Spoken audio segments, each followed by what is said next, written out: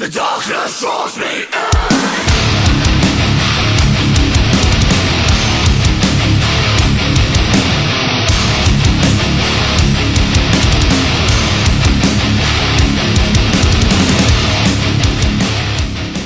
Hey, what is up guys? Pete from State of Deceit here, and I am here to answer those questions that you asked us online the other week. We had loads of questions, and so we filtered through the most relevant ones and what we think are the best ones. So let's get cracking. What song means the most to you personally? There's a couple of songs I like in that aspect. Hate Within, it's got some feels to it with how it was written and stuff and the circumstances of that. Obviously the song's about mental health and sort of struggles within that. Also At What Cost as well, which is written about sort of the healthcare local to where I live, which is slightly interesting. Have a look online if you want to have a look at that with the whole of our health board, and also linking that as well to myself being a type 1 diabetic and the excessive cost of medication, particularly insulin in America, so that one's got a bit of dual meaning. So that's quite a personal one to me, because frankly it's all bullshit. Health should come first. Is there a lyric you still feel every time you sing it? It's a tough one. I quite like the Get the Fuck Out in Withered. That hits quite nicely. Take a bit of anger out in that one. The start of Stalked by Demons, The Darkness Draws Me In. Different meaning necessarily from the song, but it kind of links back to that mental health and like the struggles of which we all go through. So yeah, there's a few. There's none that are really really hard to sing yet. We're working on something right now that might be, but we'll see. Stay tuned for that one. So yeah, there are a couple, but when you're in the moment on stage, you kind of take on a new persona, I think, sometimes. So it's all, you're putting on a show and a performance, so that takes maybe some of it away, for me at least anyway. Which song was the hardest to write? So I would say probably Endure My Fate from a vocal standpoint, purely because we had about 50 different versions of that chorus, and what we ended up with was the original chorus that I demoed. So we did so many different versions. There's lots of jokes within practice about the different versions. I'll sometimes sing the old versions, which weren't all bad, but they weren't necessarily the most fitting for a band like us. But yeah. So that one probably from a vocal point of view. From a musical point of view, I know Scorched had multiple rewrites, so did Hate Within, but those both came out pretty cool. So yeah, I'd say probably from my point of view at least, Endure My Fate. Have fans ever changed the meaning of a song for you? Not necessarily. But it's always nice to hear when you guys resonate with music and when it's really connected with yourselves, and that always makes us feel really cool and like glad that you feel that way about it, because it's always great to have a connection to music. I mean, I have that as well. One thing that has changed was the Withered music video. I was very much like, oh, I like the song. But after we did the music video, it just kind of gave it a new life for me. So the music video changed the song for me on that one, and now I absolutely love it. Next question is, what's your favourite song to play live? So out of all our recorded music, I would probably say Stalked by Demons, just because it's got a cool breakdown, it's got some cool vocals, it's got a good melody. We've also got the sort of the vocal solo part, if you want to call it, where we get the harmonies out with the boys. So I really enjoy that, and it's got a kick-ass solo on the end as well. So it's got everything you want from like a modern metalcore song. But in terms of what we're playing as a set now, we are actually playing a brand new song which will come out this year, and that is my favourite State of Deceit song to date. Not just because it's new, I just think it's got all the bits of other songs that just make it hit really good live. And we played it a few times live and it has slayed, to use the kids' terms. What song do you never get tired of playing? So I would probably say Sort by Demons again.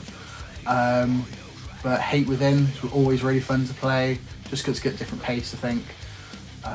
What else? At What Cost I love playing. I don't really get tired of playing any of our songs at all. There's a few we don't play off our first release, but out of the ones we do play, I think pretty sound on all of them. What do you hope people will feel when they leave your shows? So we want them to come away thinking, what the fuck was that? That was insane. So we just want to put out high energy, mosh, bang your head music. We just want people to think, oh my god, that was amazing. That's the end of the day. That's the purpose of our live show. We do as much as we can within the restrictions of what we're able to put on a good show as well. So it's a performance, not just, you know, 5 guys playing songs on stage. So yeah, just we want people to be sort of blown away as much as we can. And the live show is the best way to do that. What would your ideal touring lineup be? Either you guys supporting or headlining. Okay, so we will all have different versions of that. John coming from his thrash roots and his old school metalcore roots. Gareth would definitely have Children of Bodom in there. So personally for me, I would have to say I'd want to be somewhere on a bill with Bring Me. They'd probably be headliners, wouldn't they? Let's make it wild. Bring Me, headliners. Architects, main support. Fit for a King, and then that's opening, so we can watch all the other bands playing. Although you could chuck in Wage War and Currents in there as well. Any of the bands I love, I would love to see there on that one. If you could duet with any band or singer, alive or not, from any genre, who would you choose? So I suppose in terms of us, that would be a feature on a song. So I'd love to get Ryan Kirby from Fit for a King onto a song. That'd be cool. Poppy as well. I love Poppy. She is sick. Who else is there? Ozzy Osbourne would be pretty cool from Last Life. I mean, there's several sort of options out there, I guess. James Hetfield. I mean, anyone really would be, with a name would be cool. But like in terms of me and sort of who I look up to, Brian Kirby, Poppy, Sam Carter from Architects, Ollie Sykes from Bring Me. Yeah, one of those probably. If you could play anywhere in the world, where would it be? I would love to do a proper tour of the US with time to go and see things. But equally, Japan as well. Japan's on my bucket list, and Australia. I mean, to be honest, there's nowhere in the world, one place in the world, I would love to play and sort of like do a show, I don't think. But at the same time, bucket lists of places to play: Brixton Academy in London, O2 Academy Arena in London. Where else is there? Download. That's probably right up there. But again, Australia, Red Rocks in the US, that looks sick. So yeah. Also, the footage from places like the festivals in Brazil, that looks absolutely nuts. So even Brazil, that would be cool as well. Next question, when are you planning to tour the States? Nothing at the moment, unfortunately. But if the opportunity presented us to do it and it made sense for us to do it, 100% we would do it. 100%. So keep streaming, keep buying merch, and we'll do our best to get out there at some point. Are there any new songs on the way, and why is Pete so sexy? There are new songs on the way. We have one completely finished songs, that's music and lyrics. We're playing that one live. We have another one which we've just reworked, which is now finished musically. I just need to write lyrics for it and work out the vocal patterns. And then we've got probably about 20 other songs where we've got either one riff, 3/4 of a song, 2 riffs, half a song, what have you. So we've got lots and lots of stuff in the works. That's why it's taking us a little bit of time to get stuff out, because we don't want to just record one song and then put it out and then wait 6 months and then put another one out. We want to kind of make it economical for us to record. So I think our plan at the moment is to kind of get 2 or 3, probably 3 or between 2 and 4 songs finished. And then what we'll do is we will go and record those and do music videos for those and put those out whilst we're working on the rest of the music. But then in classic State Receipts fashion, we went on to work on some of the 20 songs we had the other week, and we did that, we started to do that, and then Gareth just started playing this really cool leady riff, and now we've got another full song. So that will probably, that's a really cool one, so that'll be bumped at the pile. I've already written some lyrics for that, I've already got vocal melodies and vocal patterns for that, so we've just got some final finessing to do, and then that'll be completely done as well. So yes, music is on the way, I promise, and will be released this year. God hope. That more depends on other people's schedules than our own. And why is Pete sexy? Well, that's subjective, and that is the eye of the beholder, so I cannot give you an answer for that one. Who warms up the longest before a show?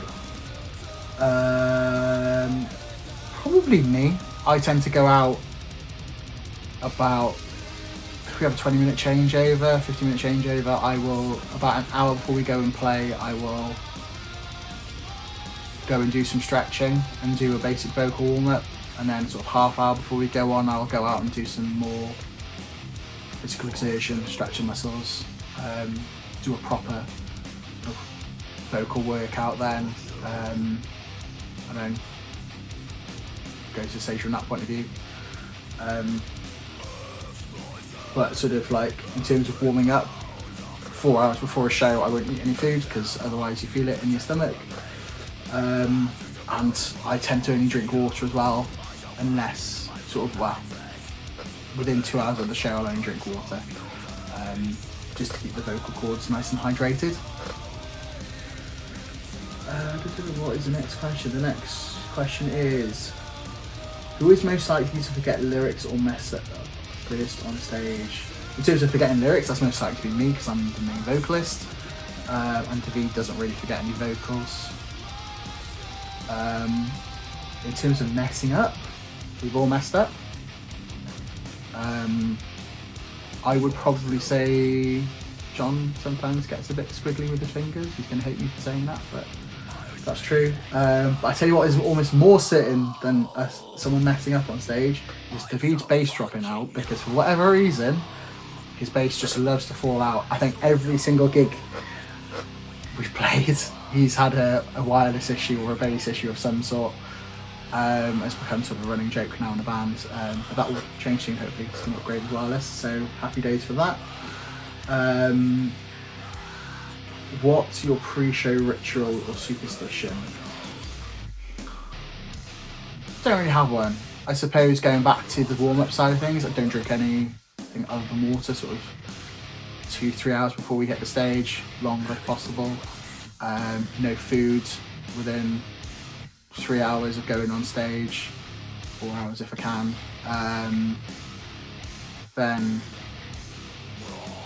actually getting onto stage, first thing we do before we go on is just give fist bumps and have a good show kind of thing. Just getting in that moment, remembering to have fun and enjoy it and just relax and chill and play up to the vibe of the show, I guess. But in terms of a set ritual, we don't have one yet, and we don't have any superstitions. What's the weirdest thing someone has shouted from the crowd? I've had to get your tits out a few times, which has been interesting. And I have obliged on occasion. The funniest thing that has ever happened on stage is a gig in Cardiff.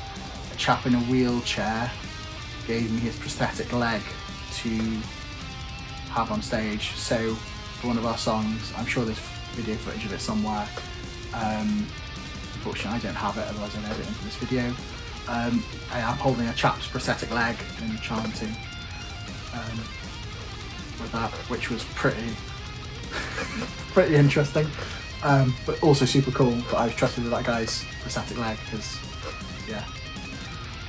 So I would say that is probably not weird, probably the weirdest and coolest as well thing. What's the first thing you do after a show finishes? Wipe the sweat off my face, because I get very, very hot when we play live. Long hair doesn't help, but yeah, wipe the sweat off my face, and I'll try and go down to the merch table and chat with you guys as much as I can, say hello, and go from there. Then it's all about packing down the gear. It depends how long, it depends what the gig setup is. If we're headlining, I'll go straight down with my towel and hang out with you guys. If we are supporting, then the first order of the day is to get the gear off stage. And if we're using a full production gear with the light box and smoke machines and everything like that, then it does take a little bit of time. So that's the first priority. Also, I'll start to take that down for the first 5 minutes, and then what we'll do is I'll hop off stage, and then the other guys will finish that up then. What song would you cover just for fun with no pressure? Ooh. We've talked about doing cover for a long time, but we've never really been able to settle on one. But I think we are going to do one at some point. And there's a few options. There's song 3 by Blur. That would be pretty cool to do. Also, the song, which I don't know the artist at all, but it's quite catchy. All the things she said running through my head. Quite like that song. Bit of a guilty pleasure. That's pretty cool.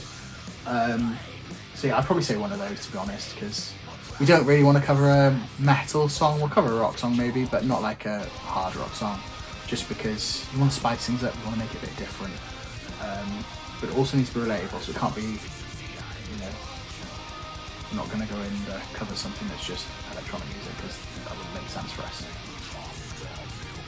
2 more questions left. Okay, what does the next release look like? So, I've touched on that already, so probably a few singles, and then hopefully evolving that into an album. Got a theme for lyrics and visuals and everything like that, so it will be more conceptual maybe. The concept album's the right word, but it's going to have a theme tying everything together, and it's going to be pretty cool, I think. But yeah, so should be an album. Hoping it's going to be an album, but it's going to be drip fed. So even if we get music out this year, there won't be an album this year. That'll be more likely next year or year after, depending on releases and what have you. But we will have music coming out this year, 100%. At what point, I'm not sure, but recording the way we do, it should, once we've got everything locked in, it shouldn't be too hard to get everything done and dusted, because one song we'll be playing live, we know what we're doing, and then the other 2 that we'll probably go to the studio with, or 3, are 95% done. We're just finessing some details on them. And the final question, tea or coffee? I'll answer this for John. John will have a gallon of tea. David, he's Italian, so I'm going to say gallon of coffee. Same with Gareth. Actually, Gareth always turns up to practice with coffee. Not sure on Dean. I don't drink any hot drinks. They burn my mouth. I'm a bit soft like that. So I will take a gallon of Monster Energy. But yeah, they're the questions that we've had submitted to us, or most of them anyway. Keep following us for more updates. Hopefully we'll get some more videos. Let us know if there's anything you want us to do in the comments and whatnot below. And don't forget, we're coming to Scotland, Oldham and Newcastle in March, so we'll see you there. Scotland, specifically Edinburgh, which is going to be sick. So we've got those gigs coming up, and we're also going to Norwich and Mansfield as well in April, so that's going to be really sick. So we've got those gigs lined up and more coming on the way for you as well. Stay tuned. Don't forget, stream Spotify, Apple Music, all that shebang. Like us, subscribe and comment. We're going to do that cheesy stuff. And drop us a follow as well. And if you want some merch, head over to stateofsleep.com. It's our website. It's also got all the merch. All the merch is printed to order, so it should never really be out of stock. And we'll get some new designs up there for you soon. Until then, take care, stay safe. Stay asleep.